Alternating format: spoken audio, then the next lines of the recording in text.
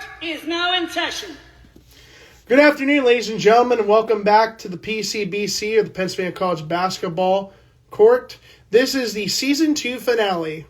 This is Season 2, Episode 39 of this wonderful podcast here on Instagram Live. I'm your host, the Honorable Judge Noah, reporting live from Super Rock, Pennsylvania, here on this beautiful Wednesday, March 19th, 2025. On today's episode, we're going to be doing a recap of the 2025 Atlantic Region Championship game, which occurred yesterday between Gannon and West Liberty. I also will be going through the other teams that qualified, that won their regions to make the 2025 Elite Eight in Evansville, Indiana.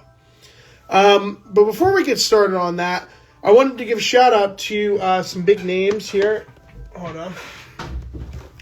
I forgot to mention the 2024-25. This is the Division II CCA All-Atlantic Region men's basketball team for this season. For the first team, All-Atlantic Region, we have Kyler DiAugustino. Hold that name in just a moment. Kyler DiAugustino, sophomore from West Liberty, hometown Albany, Ohio. Jordan Hins, senior from Bluefield State. His hometown is Broward County, Florida, so just north of Miami, so Fort Lauderdale, Hollywood area, Florida area. Drew Stover, senior from Millersville, hometown Orland, Pennsylvania. Colin Tobert, junior from Concord, hometown Cincinnati, Ohio. He was the Mountain East Conference Player of the Year. Jordan Hins was the CIAA Men's Basketball Player of the Year. And then Donald Wayne Jr. from California, Pennsylvania. His hometown is Hermitage, Pennsylvania, about 35 minutes up the road from Slippery Rock. Second team, Sanker Evren Jr. from Edinburgh, hometown Adana, Turkey. Tasman Goodrich, sophomore from Gannon, hometown Sydney, Australia. J.J. Harper, senior from West Liberty, hometown is Orlando, Florida. Cam Kearney, the junior from Clarion, hometown is Virginia Beach, Virginia. Lakeem McKaylee, senior from East Stroudsburg, hometown Philadelphia, Pennsylvania. And Caleb Simmons, a senior from Fayetteville State, hometown is Newburgh, New York. And the 2024-25 Division II CCA All-Atlantic Region Player of the Year was Jordan Hins from Bluefield State. Last year was KJ McClurg, and the year before that it was Bryce Butler, who actually had won the award the previous 2022 and 23. He won the award. So congratulations to all those who were nominated to be a part of the All-Atlantic Region team for first and second team honors. Now we talk about the 2025 Atlantic Region Championship game between the 1 versus 2 seeds, the top two teams in the Atlantic Region this year, Gannon and West Liberty. In the first half, West Liberty outscored Gannon 51-47. In the second half, West Liberty outscored Gannon 50-43. The West Liberty Hilltoppers, for the second time in 3 years, win the Atlantic Region and head to Evansville as they win 101-90 over Gannon. Gannon finished their season 27-7 overall. The top scorer for Gannon was Ernest Shelton in 31 minutes. He was 6 of 11 from the floor, 3 of 6 from three-point range, 6 of 7 from the free throw line, 9 rebounds, 2 assists, and 2 blocks for 21 points.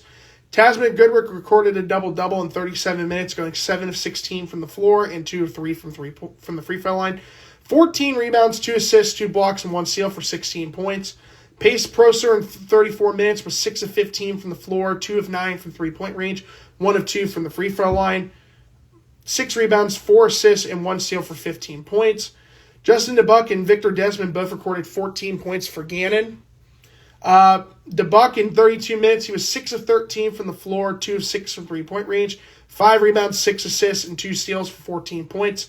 And Desmond in 28 minutes was 5 of 12 from the floor, 3 of 8 from three-point range, 1 of 4 from the free throw line, 1 rebound, 2 assists, and 4 steals for 14 points. In the first half, Gannon shot 51.5% from the floor, 43.8% from three-point range, and 54.5% from the free throw line. In the second half, they shot 40.5% from the floor, 29.4% from three-point range, 57.1% from the free throw line. Overall, the Golden Knights of Gannon shot 34 of 75 from the floor at 45.3%, 12 of 33 from three-point range at 36.4%, and 10 of 18 from the free throw line at 55.6%. For West Liberty, their top scorer was the 2025 Atlantic Region Tournament MVP. That was Kyler DiAgostino, who in 32 minutes was 12 of 18 from the floor, 2 of 4 from three-point range, 1 of 2 from the free throw line. Recorded 3 rebounds, 2 assists, 1 block, and 1 steal for 27 points. Lanik Schuler off the bench in 21 minutes went 8 of 10 from the floor, 2 of 3 from three-point range, 4 of 4 from the free throw line. 4 rebounds, 3 assists, and 3 steals for 22 points.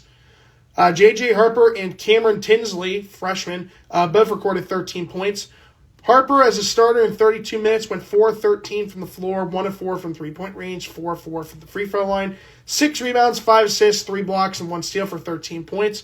Tinsley off the bench in 21 minutes went 5 of 8 from the floor, 1 of 3 from three-point range, 2 of 3 from the free throw line, 6 rebounds, and 2 steals for 13 points.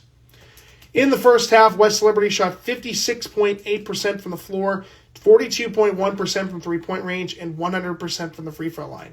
In the second half, they shot 47.4% from the floor, 40% from three-point range, and 62.5% from the free throw line. Overall, the Hilltoppers of West Liberty shot 39 of 75 from the floor at 52%, 12 of 29 from three-point range at 41.4%, and 11 of 17 from the free throw line at 64.7%, with 1 technical foul being assessed to Lanik Schuler. So congratulations again to West Liberty for advancing, for winning the 2025 Atlantic Region Tournament and moving on to the Elite Eight in Evansville for the second time in 3 seasons. Now, let's talk about the other games that occurred for the Division II Region Championship games in the other 7 regions. So the Atlantic is done. Let's talk about, might as well start from 1 to 8 in terms of who the seeding wise. So number 1 in the Atlantic Region rankings will be the Nova Southeastern Sharks, who advanced to the Elite Eight for the 4th straight season, advancing with winning their 4th straight Southern Region title, beating Alabama Huntsville 76-69. Also, Nova Southeastern has now won 84 consecutive games at home. Hard to believe that. The 2 seed is West Liberty. We just talked about them. They beat Gannon 101-90. The number 3 seed going into next week's matchups is Dallas Baptiste University. Dallas Baptiste going into this matchup, Nova Southeastern is entering the Elite Eight 33-1. Westchester is 30-4. Dallas Baptiste went to this Elite Eight going 33. They are 33-4 on the season. They beat the Colorado School of Mines 100-79. The number 4 seed in the 4th seed in the Elite Eight goes to Washburn, the Ichabods. They beat Minnesota, the number 2 seed in their region, in Minnesota State Moorhead, 93-65. Washburn enters the Elite Eight going Elite Eight 29-3 on the season. The 5 seed is the Bears of Lenoir-Rhyne. They won I believe this was the Southeast region. They went on to beat the 5th seed in the region in UNC Pembroke 76-74 in overtime. Came down to the buzzer. But the Bears of Lenoir-Rhyne advanced. Their football team's usually really good. So they'll be the 5 seed. Lenoir-Rhyne entering the Elite Eight has a record of, if it loads, 29-5 on the season. They are 29-5 heading into the Elite Eight. Let me see if the records are actually up to date now. They should be. Let's see. Yeah, Nova Southeastern's 33-1. Yeah, they're pretty much up to date. The 6th seed comes from the Midwest. For the second year in a row, Lake Superior State won the Midwest region. They beat the number 4 seed in their region in Missouri St. Louis 75-62. The Lakers of Lake Superior State advanced to the Elite Eight for the second year in a row. They were a very dangerous team last year, and a lot of people had them going to the Elite Eight this year, and they indeed did what they needed to do. The Lakers of Superior State, they entered the Elite Eight going with a record of 30-6. So they'll be a sneaky six-seeded team. The 7th seed, now I originally called them Dominican Hills. I actually did not. That is unfortunately not correct. So the 7th seed going into the Elite Eight, taking on West Liberty, is the California State Dominguez Hills. They entered the Elite Eight 28-5. They were the number 2 seed in the West region. And then finally, the winners of the East, the number 8 seed heading into Evansville, the last team. They were the 6th seed in their region. They won, beating 5th seeded St. Thomas Aquinas, who beat the number 1 overall team in the nation in Damon on Sunday. Assumption, the Greyhounds of Assumption go into this Elite Eight going up against Nova Southeastern. Assumption is 22-9. So we'll see how that goes. So the overall matchups. So at 1 o'clock, starting on next Tuesday, March 25th, it is the 3 seed Dallas Baptiste taking on the 6 seed Lake Superior State. Dallas Baptiste is 33-4. Lake Superior State is 30-6. Then at 3:30, the number 2 seed West Liberty, who is 30-4, taking on the 28-5 California State Dominguez Hills. I believe they're called the Devils. Then at 7 o'clock, the number 1 seed in the Elite Eight is the Nova Southeastern Sharks, 33-1, taking on the Greyhounds, number 8 seed Assumption, who is 22-9. And then at 9:30 on next Tuesday, the final of the 4 games of the Elite Eight is the 4th seed, the Washburn Ichabods, who are. Did you find speaking to it? They are 29-3. Lenore Ride, the number 5 seed out of the Southeast region, they are 29-5. So I'm going to take my predictions on the Elite Eight. I'm going to say Nova Southeastern is going to win. I think they're the best team in the country. I think this is a year where I think Nova Southeastern will win. They have made it to the national championship game the last 2 seasons. They won in 2023 when they went 37-0.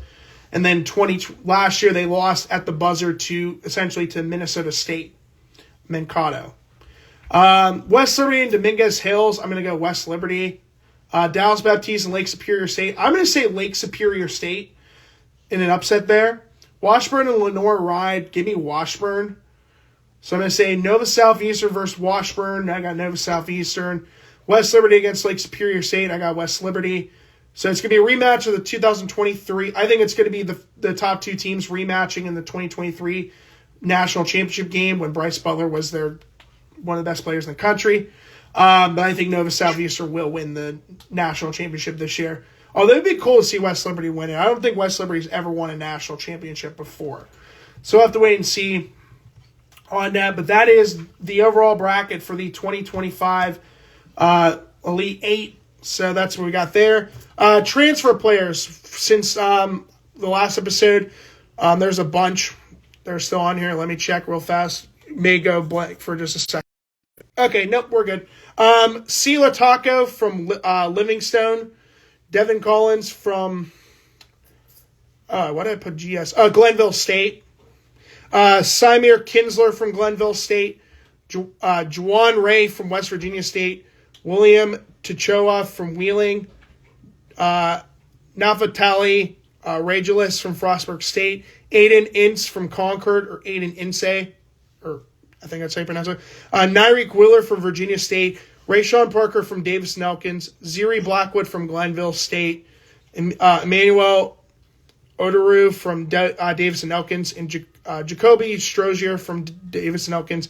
And then we actually have a Gannon player that just entered the transfer portal now. I'm guessing there's probably going to be more players announcing their transfer portal request as time goes on. But Mike Matano is the first player from Gannon that has officially entered the transfer portal. Guys, I think that could possibly be on that list for Gannon players entering the transfer portal. I'm going to say Ernest Shelton, Tasman Goodrick, maybe. Ernest Shelton's a maybe. I would say maybe like 50 to 60%. Pace Prosser, maybe. I doubt it, but we'll see. For West Liberty, I definitely see Kyler DeAugustino. I think he'll make the jump to Division I. If not this year, he'll definitely go next year. I think that's the only big name I have there. But if there's any more names, I will throw them up in my story at some point. But yeah. But anyways, if you see behind me, I finally have my March Madness bracket finally up. I actually started filling it out yesterday. But there's 2 games going on tonight. The first one is the battle of the 16th seed in the East. Mount St. Mary's versus American. The winner goes on to face Duke on Friday. Yay. They have to go up against Cooper Flag. And then the 11th seed is Texas and Xavier. And the winner goes on to face Illinois, who is the 6th seed in the Midwest.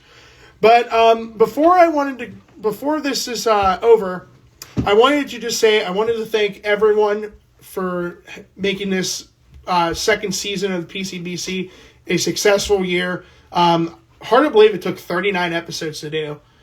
So in terms of my overall, since season 1 only had 19 episodes, so this year I doubled it because essentially I was like, okay, yeah, this is already going to be a podcast. But yeah, it's hard to believe that the ride is now over for this season. So the PCBC, where do we go from here? Well, here's what I'm going to say. I would love to do this again next year. Absolutely. No doubt in my mind that I want to do this again next year. However, me being a future teacher, right now I'm subbing for the time being, but right now I want to focus on my career and find a teaching position by the beginning of next school year. So what the future holds for the PCBC, and who knows if I'll be back here on the air for next season, for season 3 of this podcast, because I love to show my background knowledge of sports broadcasting. It's just teaching is always going to be the first thing on my mind, and right now I'm just trying to focus on getting my career started in this upcoming school year.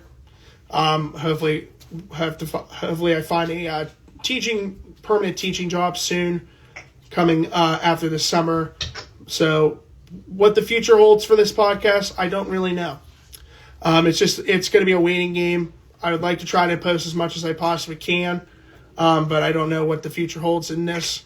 But if this is it, I want to say thank you guys for everything that you've done in making this podcast get more grow over the past year. I mean, it's been incredible how much I've gotten basketball players from other schools. Like, I've gotten superstars to talk to me afterwards, after games, and giving shout outs to players from other schools and getting, more followers from before. But I mean, at the end of the day, this is just it is a secondary thing for me. I just love to show my passion for the Pennsylvania State Athletic Conference in terms of basketball, and also the Atlantic region when I can. But at the end of the day, this is just a secondary thing that I do when I have time to do it. It does take a lot of time and effort, and it also does take a lot in terms of being a teacher in the state of Pennsylvania.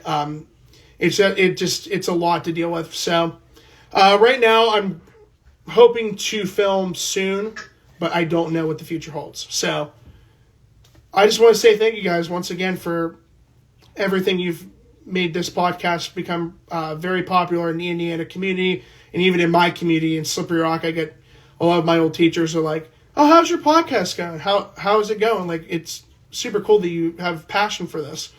And I'm like, "Yeah, I love it. It's awesome." But right now I'm just trying to focus on my career. So from the bottom of my heart, I will love you guys no matter what. But until then, hopefully I'll see you guys next season. If not, thank you for everything that you've been giving me the honor. It's been an incredible honor and pleasure to be your host of this wonderful podcast here on Instagram Live. I'm your host, the Honorable Judge Noah, saying so long.